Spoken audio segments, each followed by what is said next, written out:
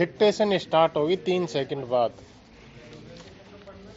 भाइयों, आखिरकार एक लंबे संघर्ष के बाद, जो कि मुख्य रूप से अहिंसात्मक था और जिसका नेतृत्व ऐसे विलक्षण व्यक्ति ने किया जो अहिंसा और सत्य को ईश्वर का पर्याय मानता था, परंतु स्वतंत्रता के किनारे पहुंचने के अंतिम चरण में भारत को खून की नदी में से होकर गुजरना पड़ा और यह नदी भारतीयों ने ही खोदी थी तथा इसमें भारतीयों का ही खून बह रहा था।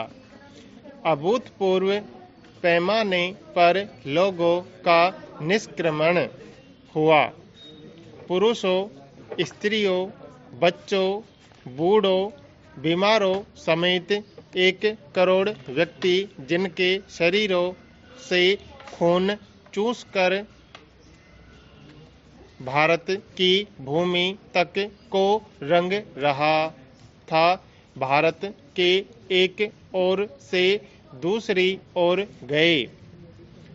उन्होंने अपने पीछे न केवल मकान और जमीनें छोड़ी, बल्कि अपने घर के व्यक्तियों के मृत शरीर भी छोड़े।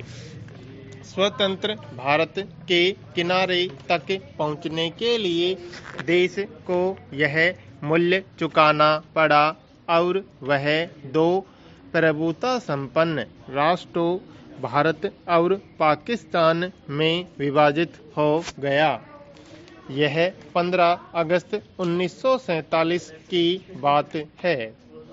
कांग्रेस ने, जो वास्तविक रूप से 1885 से भारत की राष्ट्रीय वाणी थी, हमेशा भारत की एक राजनीतिक इकाई के रूप में संकल्पना की थी।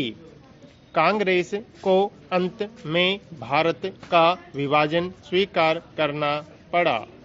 वैसे तो यह स्वीकृति सहमति से दी गई थी, परंतु वास्तविक रूप में देखा जाए तो यह ब्रिटिश शासकों द्वारा पिछले कई दशकों से उत्पन्न की गई परिस्थितियों के दबाव के कारण था। फूट डालो और राज करो की नीति पहल अलीगढ़ मुस्लिम कॉलेज की स्थापना के साथ शुरू की गई। एक दूसरे के बाद आने वाले 3 ब्रिटिश प्रिंसिपलों ने पृथकता का विचार मुस्लिम नेताओं और छात्रों के मन पर बैठाया। सर सैयद अहमद को विभाजन मूलक विचारों को फैलाने के लिए उनसे हर प्रकार की मदद मिली।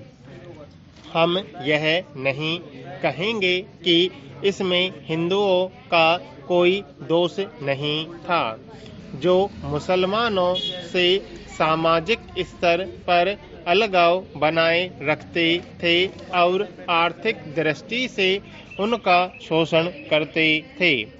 अलीगढ़ कॉलेज के अधिकारियों को अपने उद्देश्य की पूर्ति के लिए उपजाऊ भूमि मिली।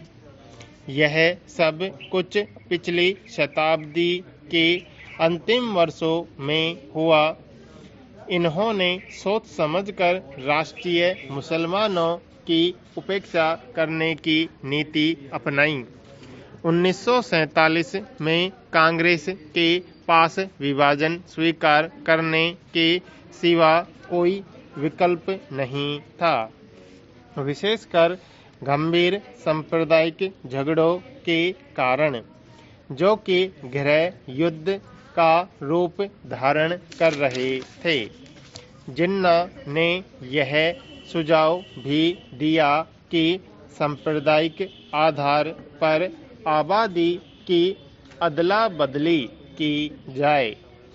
शायद वह बेहतर समाधान होता, क्योंकि इससे शायद वे क्रूर कृत्य न होते जो बहुत लंबे काल तक पड़ोस में रहने वालों के साथ उनके पड़ोसियों ने किए।